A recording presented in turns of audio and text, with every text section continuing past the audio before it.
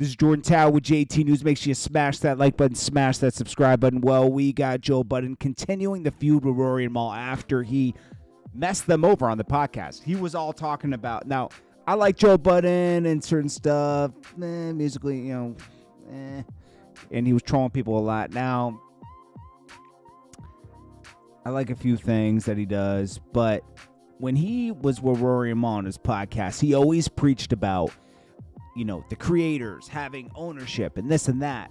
He was talking about himself. He wasn't talking about the people that work with him. So as soon as it came down to busting down a check, the first time they got paid, second time screwed him over and was going to pay them a salary and give them no ownership when they were there since day one. So that goes against everything he preached. They went off and got their own podcast, and they got $5 million each, thanks to Kevin Durant, who, not Kevin, KD. KD helped him get a deal. I don't know if it was Spotify or whatever else, but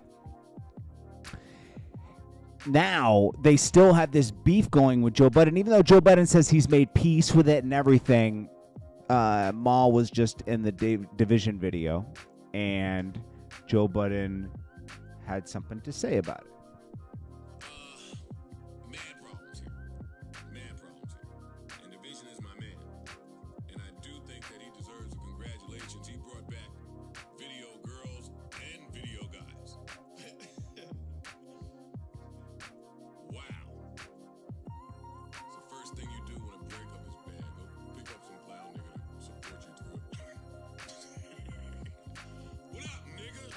So he's talking to Mal there.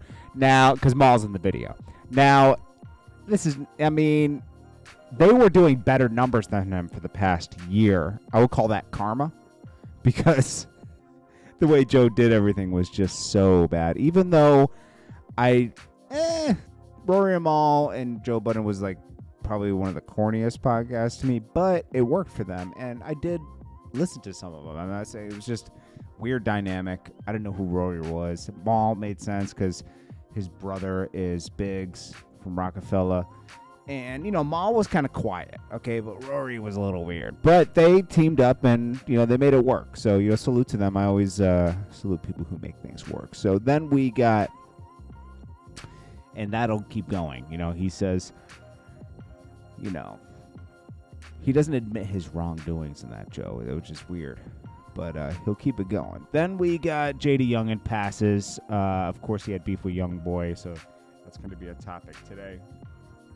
And he was shot with his father. Okay, he passed last night at 24 years old. Shootout ensued at the hospital, and he was in critical condition. Okay, his ops wanted him bad. Okay, this is not a laughing matter.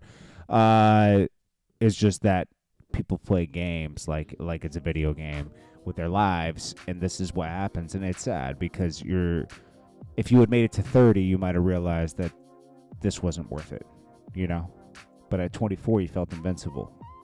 Most people do.